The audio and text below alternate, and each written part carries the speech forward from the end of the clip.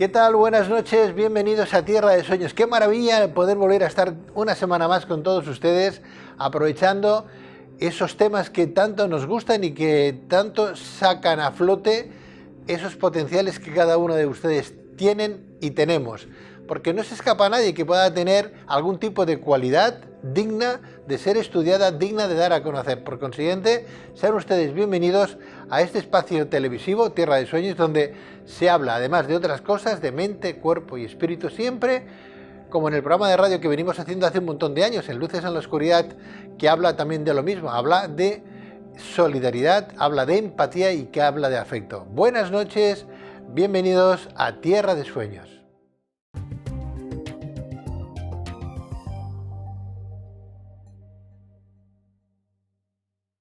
Bueno, pues como les decía, hemos empezado este nuevo año con ganas, con una algarabía importante de aprender, de ese aprendizaje que solamente nos pueden ofrecer nuestros profesionales, nuestros invitados, aquellos que nosotros intentamos localizar para que todos ustedes tengan la información necesaria sobre un tema en concreto o particular.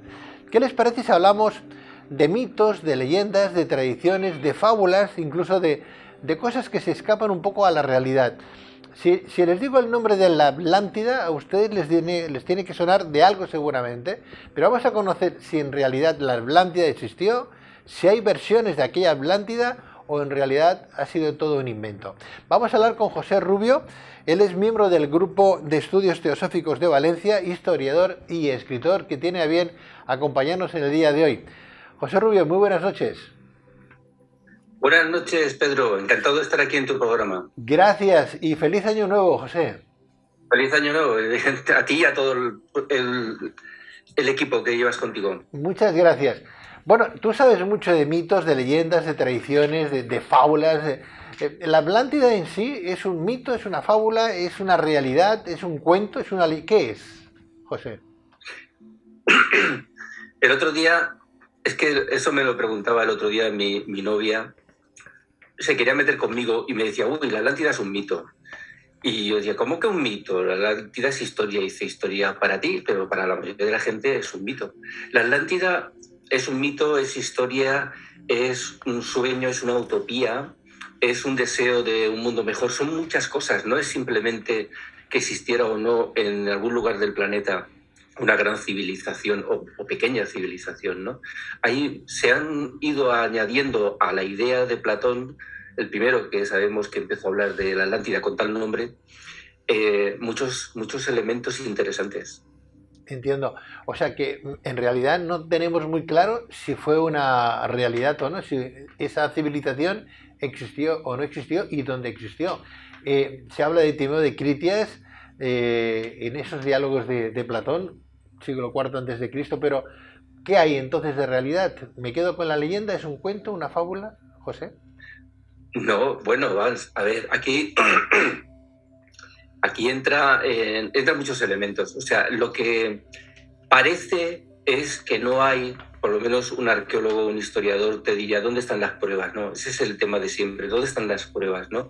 Lo que pasa es que para los que investigamos el tema de la Atlántida, yo desde que era un niño, o sea, yo ya de pequeño leía cosas sobre la Atlántida.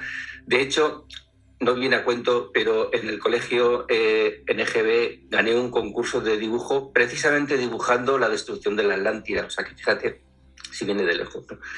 Entonces, los que investigamos la Atlántida tenemos un montón de elementos de todo tipo, por ejemplo, la mitología, donde comparada de diferentes países del mundo y hechos que los arqueólogos los descartan, pero que en realidad nos están hablando de la Atlántida, y todo el collage, todo el rompecabezas nos dice sí, existió, y aparte con estas características. Pero eso es, si me permites, a un nivel semioficial. Está el nivel oficial, el nivel semioficial y, digamos, el nivel esotérico.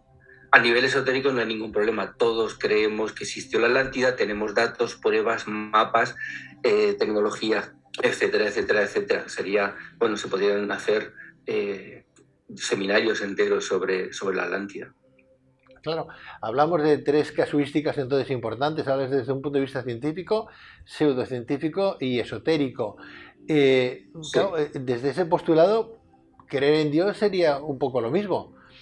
La ciencia no puede demostrar la existencia de Dios desde un punto de vista alternativo, pues está claro que podemos creer y creemos, y desde un punto de vista esotérico o espiritual aún más, ¿no? Convencimiento total. Entonces, ¿con qué nos quedamos, José? Porque claro, está claro que la historia la cuentan los vencedores, no los vencidos.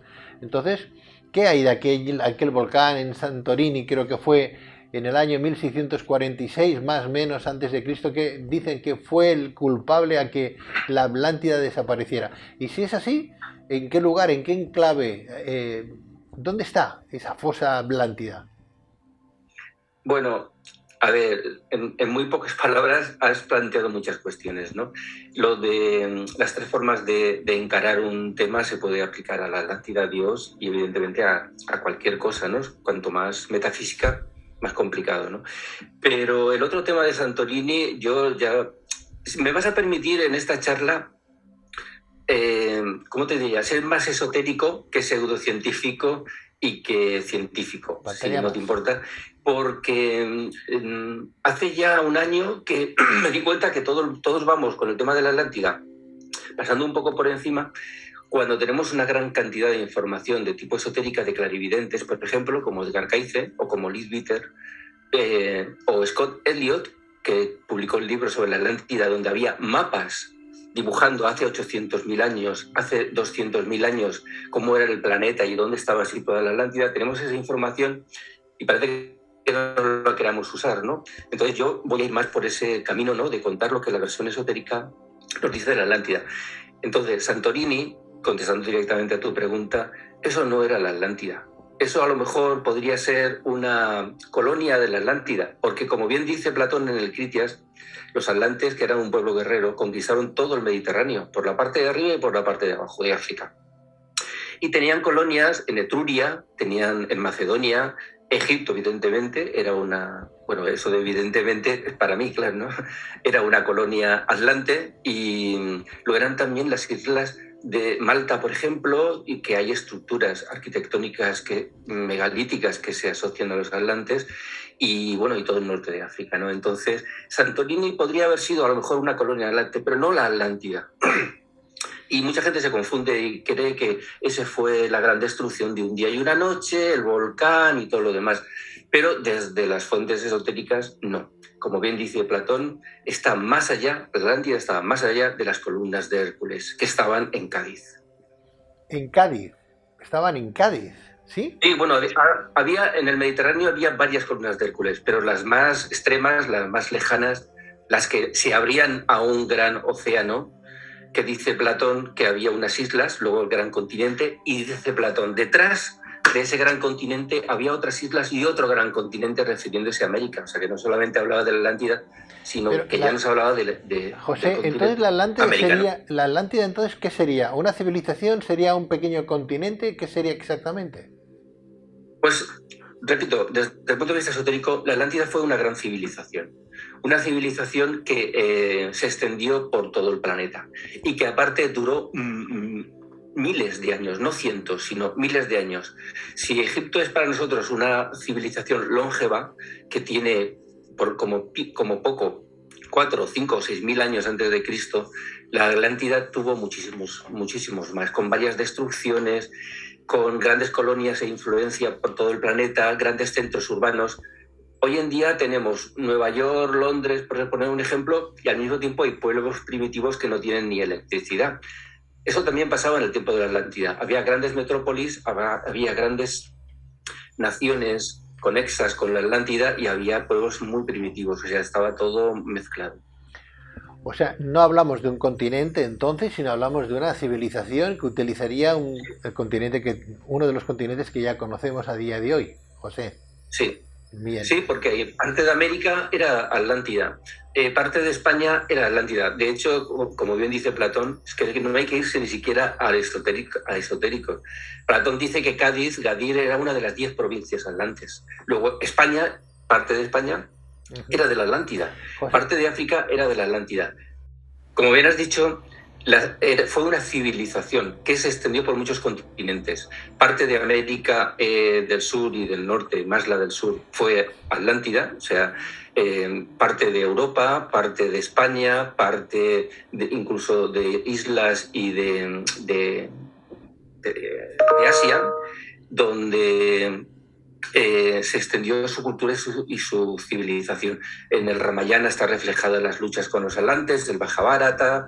Estamos hablando, en todos perdóname, los pueblos José. Y sus mitologías se habla precisamente de esos elementos, ¿no? José, Entonces no podemos decir que la Atlántida estuvo solo en el Océano Atlántico, sino que estuvo por todo el planeta. está claro que la Tierra ha cambiado, pero podemos darle entonces un valor, datarla de una edad. ¿En qué momento de la historia, miles de años atrás, la Atlántida estaba en su auge, en su apogeo? ¿Dónde nos tendríamos que remontar? Sabemos que Pues la ciudad de sí, Ur, la ciudad sumeria de Ur, estamos hablando de 4.000 años. ¿La pues Atlántida eso, sería mucho antes o posterior? sí, estamos hablando de...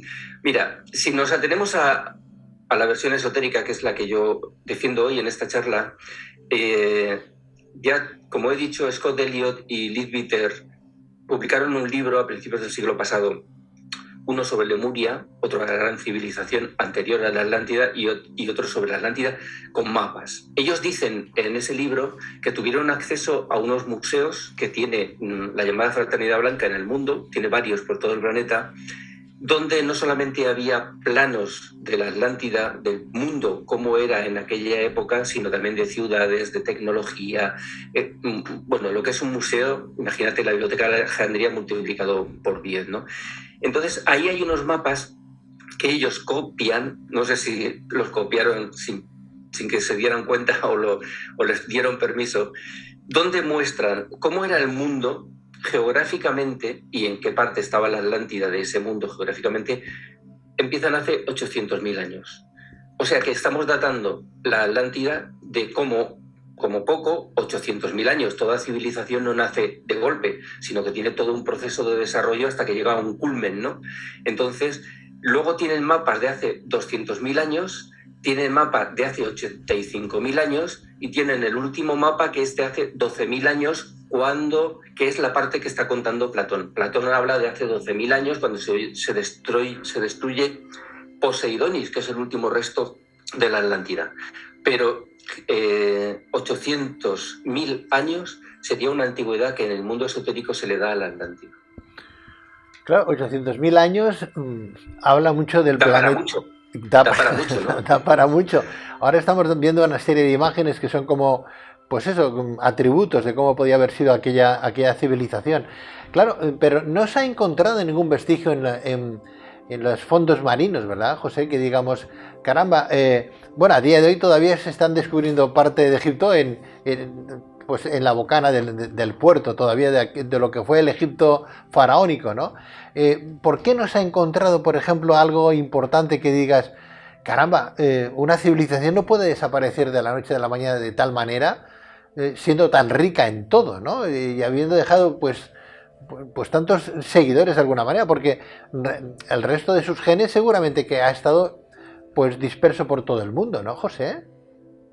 Bueno, es que... y sí te digo que sí, que están ahí, pero que no los queremos reconocer.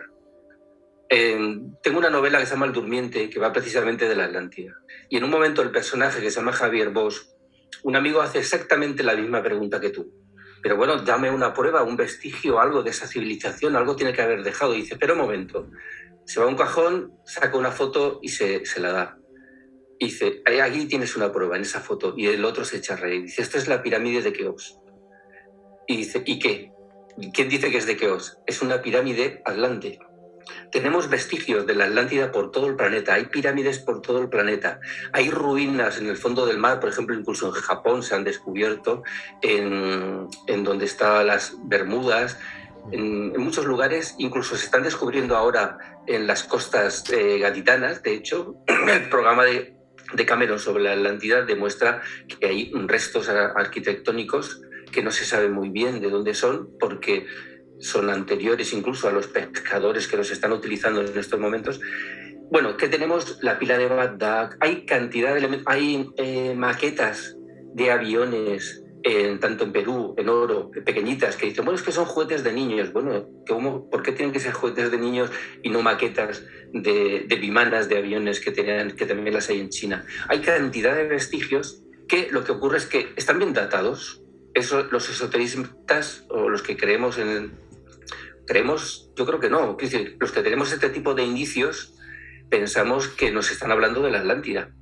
Entonces sí que hay restos de la Atlántida. Lo que pasa es que hay que datarlos bien.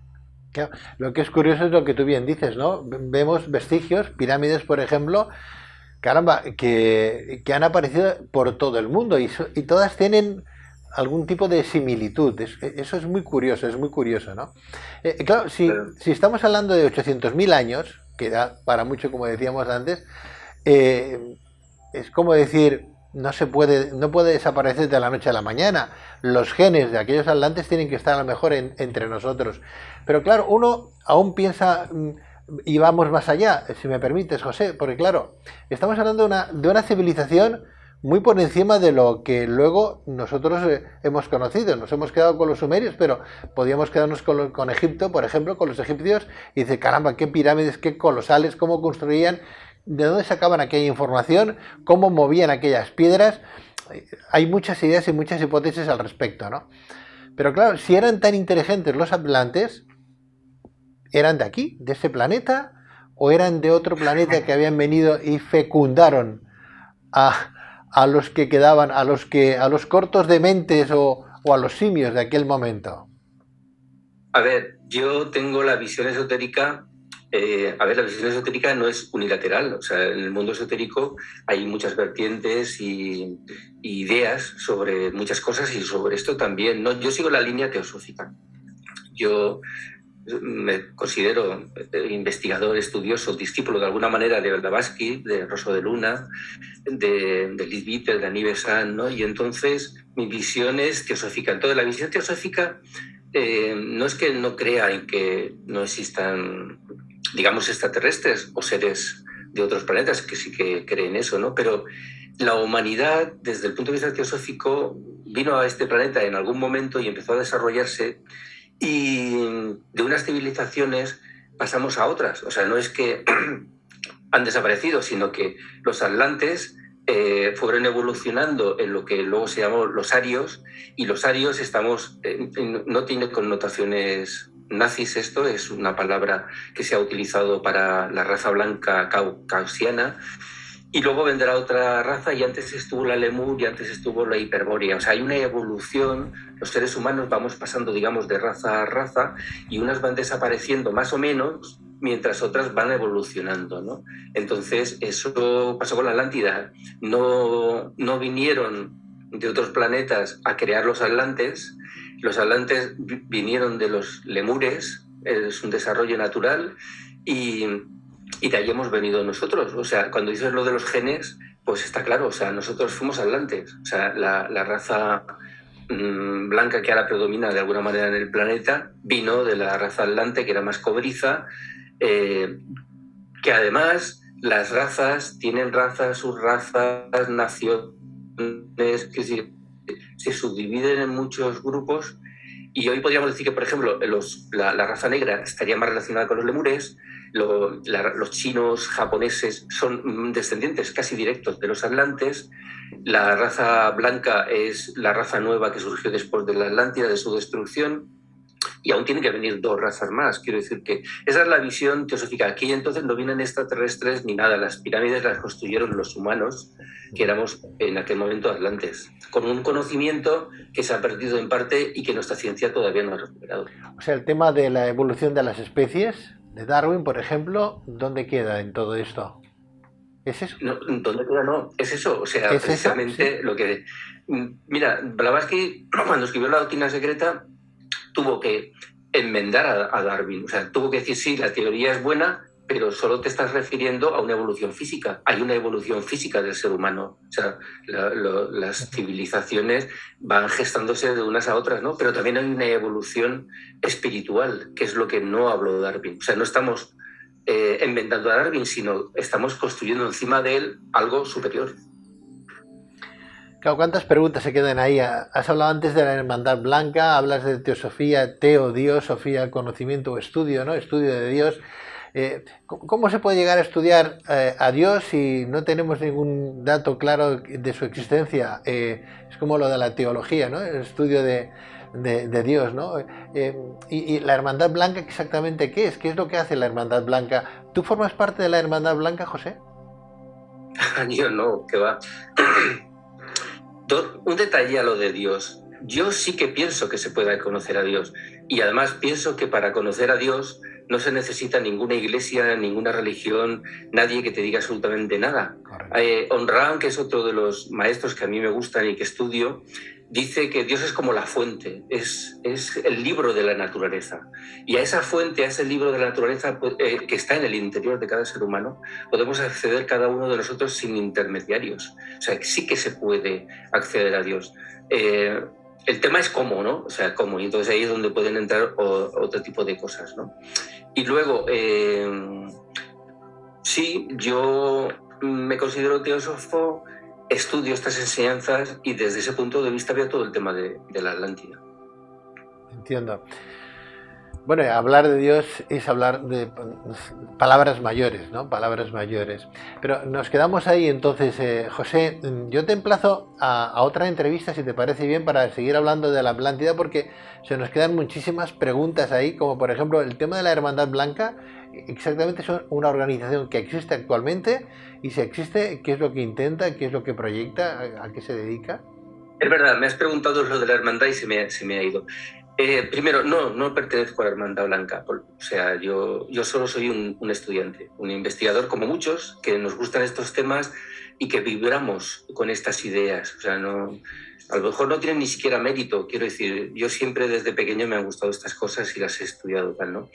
Pero sí que creo que exista una Hermandad Blanca. La Hermandad Blanca, hemos hablado en algunas otras charlas, sería una serie de señores más evolucionados que nosotros que nos están ayudando a evolucionar. O sea, es así de sencillo, seres más evolucionados que nosotros, lo que seremos nosotros cuando en este tema darwiniano de la evolución, pero espiritual, consigamos, y que en vez de seguir su camino y dice, bueno, yo ya he superado la etapa humana, ahora tengo que investigar otras facetas del universo, no, se quedan aquí con nosotros, año tras año, milenio tras milenio, intentando que no nos matemos, que no nos destruyamos, como cuando se descubrió la energía atómica, ¿no? Que hubo una serie de fuerzas malas y buenas intentando que unos que nos destruyéramos y otros, la Hermandad Blanca, que no nos destruyéramos, y están ahí protegiéndonos. Yo sí que creo en esa Hermandad Blanca.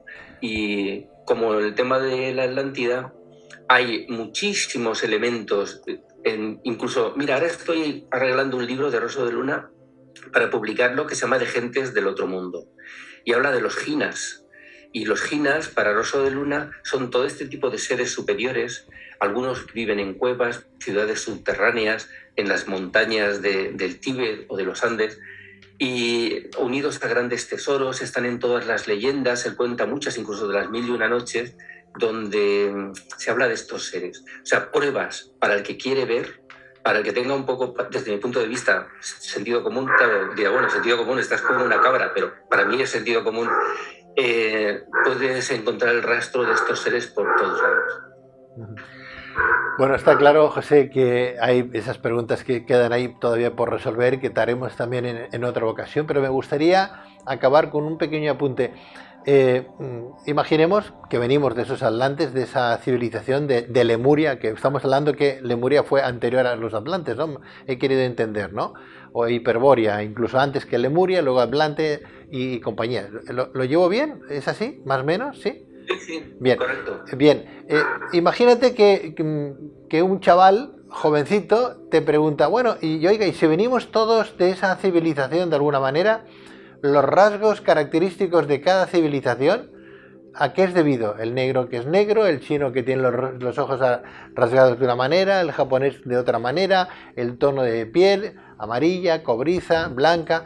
¿Eso a qué se debe si todos venimos del mismo patrón? Pregunta muy tonta, pero me gustaría que me dieras una explicación.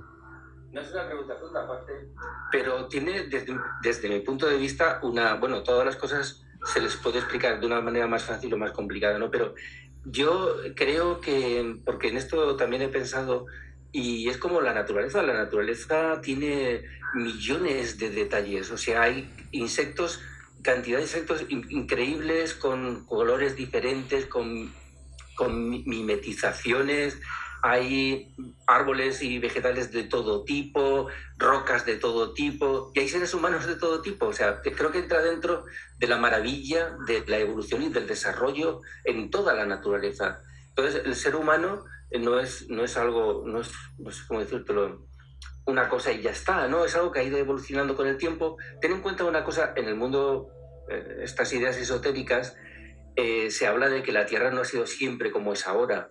Había diferente densidad en el aire, la gente vivía más o vivía menos, la Luna hubo tiempos en los que tenía mucha más influencia que la que tiene ahora. Entonces, todos esos elementos geográficos, climáticos, también han ido cambiando el ser humano a lo largo del tiempo. Entonces, todo eso se ha ido creando y desarrollándose en unas razas, subrazas, naciones, como te estaba diciendo, ¿no? Y es una maravilla que haya esas peculiaridades tan diferentes, ¿no? Está bien. Nos enriquece, Bueno, pienso yo. por esa misma teoría, José, ya acabamos de la evolución. No sé, de aquí 800.000 años, ¿cómo seremos, no? Me imagino que a lo mejor hasta nos salen escamas o membranas entre las manos para poder nadar mejor. No sé, no lo sé, no lo sé. No, si quieres, eso en otra charla, pero se sabe cómo vamos a ser en la próxima civilización. ¿Así? ¿Cómo seremos? Pues de entrada irá desapareciendo como hombre o mujer. O sea, el ser humano se irá convirtiendo en un ser andrógino, donde incluirá en sí mismo las dos características de hombre y mujer. Ese es uno de los elementos, hay muchos seremos más. como los caracoles, entonces, seremos como los caracoles, pero no dejaremos baba. No, seremos como fueron los hiperbóreos. O como los ángeles, ¿no? Mucho más evolucionados de lo que estamos ahora. Integraremos las dos positividades, positivo y negativo, hombre y mujer, en un solo ser y desarrollaremos un nuevo sentido y muchas más cosas relacionadas con la clarividencia en un planeta donde también habrá cambiado. Pues José Rubio, muchísimas gracias por tu... Hay información, lo que pasa es que no la podemos creer, ¿no? Claro. ¿no? O sea... claro. Te agradezco mucho tu tiempo aquí en Tierra de Sueños, gracias por estar con nosotros y desde todas nuestras televisiones, gracias por asistir a este compromiso de dar explicaciones tan detalladas sobre un tema tan particular. Muchas gracias, José. A ti y a vosotros, siempre, a vuestra disposición. Cuídate mucho, que vaya todo muy bien. Gracias, igualmente. Adiós, amigo, adiós.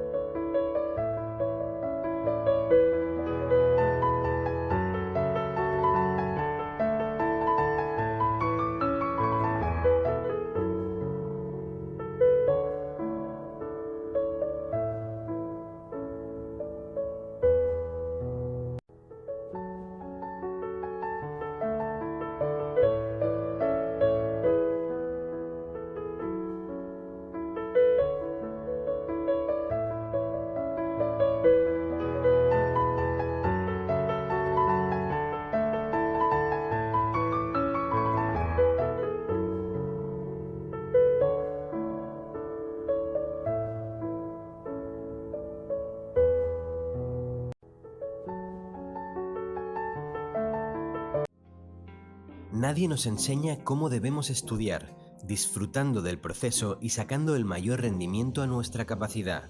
Supérate es el único sistema que unifica técnicas de estudio y superación personal, potenciando la inteligencia emocional, las habilidades sociales y la resolución de conflictos de una manera individualizada y personal para corregir, solucionar y mejorar su sistema de estudio o trabajo. Si quieres compañía en tu camino personal, dándote luz en momentos de dificultad y trabajando conjuntamente por tu felicidad, llama a Nagore Landeta, pedagoga desde hace más de 20 años y con más de 50 cursos de psicología y pedagogía que pueden ayudarte a transformar tus momentos de dificultad en instantes llenos de felicidad, que pueden abrir la puerta a un nuevo camino cargado de experiencias llenas de satisfacción personal.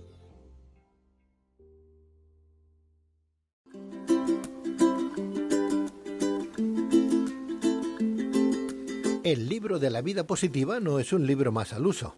No es un libro de autoestima, ¿no?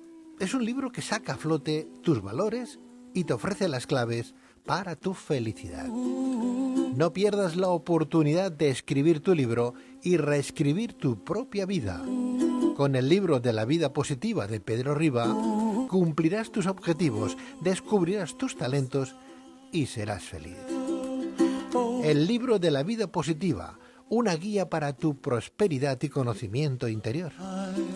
Solicítalo en Amazon como El libro de la vida positiva de Pedro Riba y en 3 días lo tienes en tu domicilio. También en formato digital. Regálatelo. El libro de la vida positiva de Pedro Riba en Amazon. Te gustará.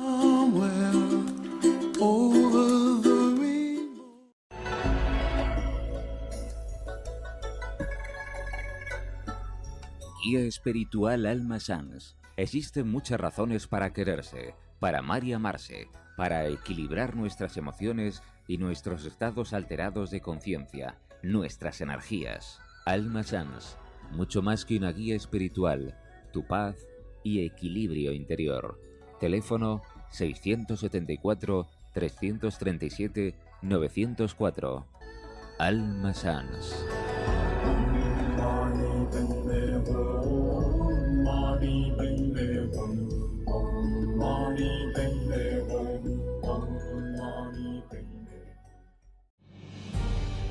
Luces en la Oscuridad es el programa humanista que habla de mente, cuerpo y espíritu. En nuestro afán por llegar a todas nuestras luciérnagas, hemos querido dar un paso importante y crear una nueva app para que puedas escucharnos desde y cuando quieras. Descargarla es muy sencillo. Solo tenéis que escribir Luces en la Oscuridad en vuestro Apple Store o bien en Google Play y podréis haceros con ella gratuitamente. Os esperamos en Luces en la Oscuridad.